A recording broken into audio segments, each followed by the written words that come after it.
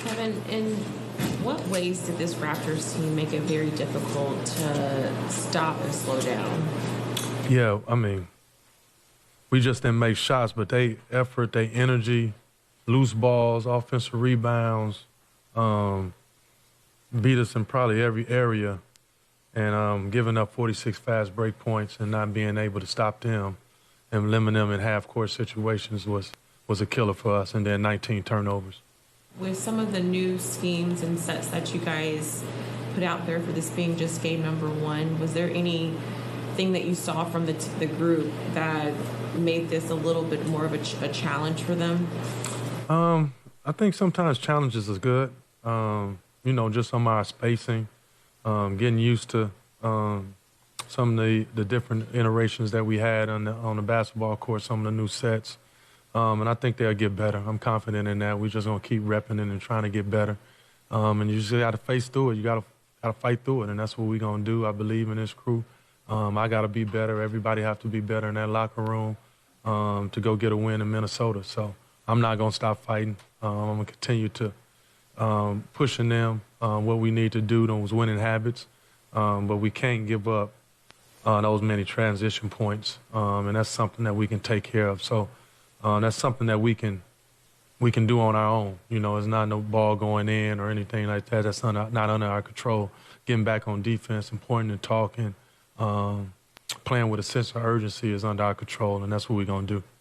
The 46 to 10 edge in transition, I mean, do you chalk some of that up to your poor shooting and then getting on rebounds, getting run-outs, or do you chalk that up to you guys not getting back?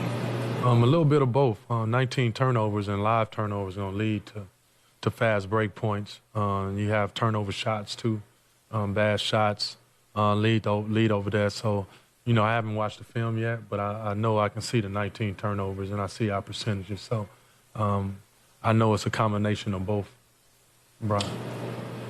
In the third quarter, you guys got it down to 61-60, I believe, and then the Raptors, I think, ran off 10 straight points, and then they got that lead back to 15. Do you think that was the turning point when you guys got it to 1 point, and then the Raptors just kind of pulled away from there?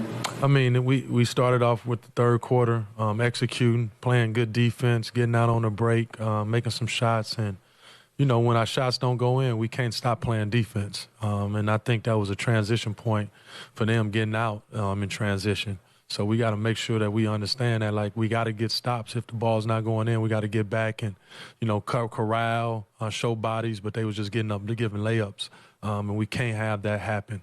Or we got to get that ball back out with pace. But, I think it was just a snowball effect, us not making shots. We got it down to 1, and then them getting out on a break, and we kind of hanging our heads where we got to push back at them with pace and moving the basketball and moving our bodies. That's been a common concern some guys have mentioned before, that after a couple shots don't fall or a couple shots fall for the other team, their body language, their attitude starts to sink a little bit. How do you try to change that? Because that's natural for hoopers to obviously fall on that snowball effect, but how do you guys try to change that, knowing that it's been an enemy too often this season? Yeah, we just got to keep calling it out. We got to demand that we change it because it's not going to change the game outcome, because it's going to continue to be this if we don't change that. And that's something that we can change. We can talk about the loose balls. We can talk about that all we want to, but if we don't bring it out on the court on a consistent basis, it's not going to work, because we got spurts. Got it to, like you say, 60-61. It was spurts in that game where we had the game close. But then, if they hit us, we got to make sure we hit them back. And I don't think we did that at the end of the third quarter going into the fourth. They ramped up their intensity, and we didn't match it. We have to be the ones that they're matching our intensity. And that's what I'm going to talk about tomorrow, the sense of urgency. We will get better. Execution will get better. And we're going to keep fighting, and we're going to keep doing it together and not go separate right now.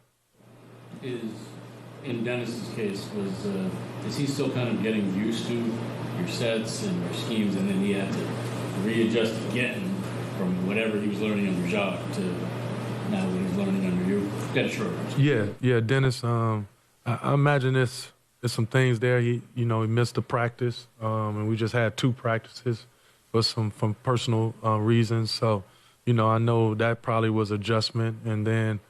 coming into a new system. Like you say, it was Jock and now me. But at the end of the day, we got to play hard. We got to be aggressive. We got to do the things we have to do to affect winning. And I believe he'll do that no matter if he makes shots, not make shots, comfortable or not comfortable. You still got to play hard and play aggressive. And thought he did that. He got in foul trouble. That threw off his rhythm, too. So it was just a combination of a lot of things that probably threw his rhythm off tonight.